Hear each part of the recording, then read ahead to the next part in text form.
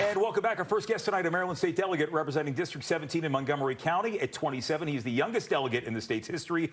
His name is Joe Vogel. He's up late with me tonight here in studio on the Final Five. Welcome back. Good to see you again. It is great to be back. So I talked to you early on when you announced in this race, and here we are on the precipice of early voting. And I'm just curious, has your approach to this race changed at all once you started hitting that entire district? Absolutely. Look, I have covered all 5 counties. Cities, big cities, small towns, and just got to hear from people and got to learn. And the message of our campaign, the vision of our campaign is based on those conversations and the experiences that we've had over the last year. Yeah. In terms of going out and meeting local leaders, you have to get a lot of them on your side and these sort of things. Yeah. When you look at some of your endorsements, Cory Booker, Congressman Robert Garcia, Congressman Eric Sorensen, but more significantly, you have a lot of local leaders in these counties. How important is it? I mean, and why do you think, more importantly, do you resonate with these people who have been in government, many of them much longer than you have? Well, you show up and you listen, you earn their trust, you earn their respect.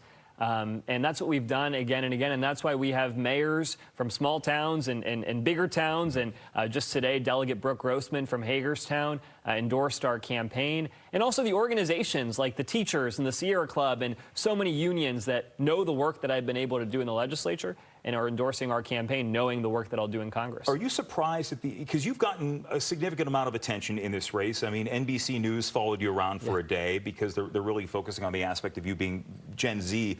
Are you surprised that because look, I mean, you've served in the House of Delegates, but you know, you haven't been at the political game for a long time. Right. So you're surprised you got that kind of attention? I think there is a lot of excitement for a new generation of leadership, leadership focused on solving problems. I ran for the legislature recognizing that need for a new generation of leadership. I've demonstrated how that new generation can help get things done and solve problems that for so long have gone unsolved. And now I'm bringing that same approach to Congress, and it's a message that is resonating in every corner of this district. Folks are sick and tired of the political status quo in D.C., of the toxicity and division and the chaos. They want to turn the page and bring forward a new generation of leaders focused on actually solving problems and delivering. So we mentioned David Trone's running for the Senate. Yeah. You have endorsed him. He is not. He seemed to be politically neutral in this race, as that usually tends to be. But what has he done as a member of Congress that you think that you can improve upon, or that you can carry on that he's done? He showed up, right? The number of times that I've gone places, there was a union hall that I visited a few months ago, and the union leader said only 2 politicians have ever shown up here, you and David Trone, right? I think that's a testament not only to the campaign that we're running, but to his record of leadership, one that I hope to continue in Congress. All right, so we mentioned you're running, and there's a lot of people in this race.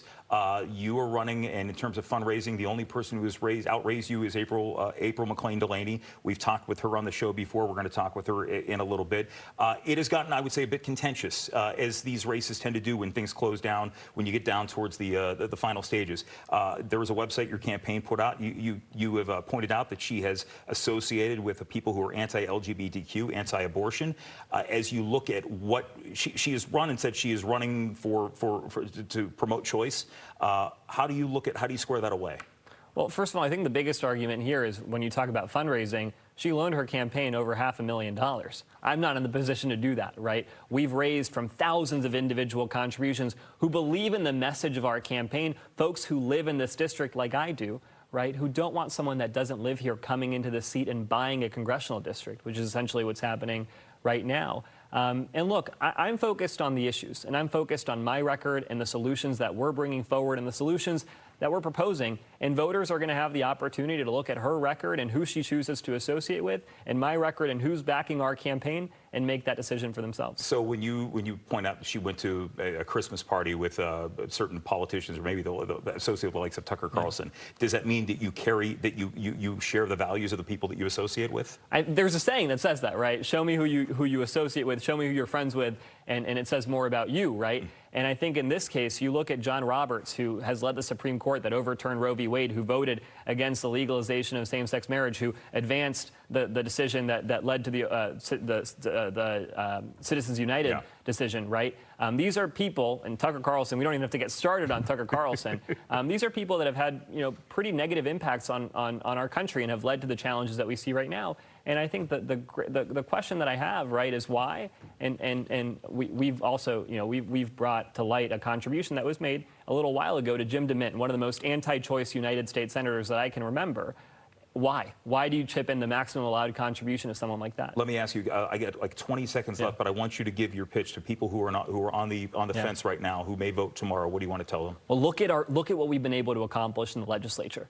Look at the movement and excitement that we're seeing in our campaign. It's time to get rid of the chaos and the division and toxicity in D.C. and bring forward a new generation of leaders who live in this district, ready to actually solve the challenges that our families face. And website, Joe? JoeVogel.org. Check us out, and I hope to earn your vote. Very easy.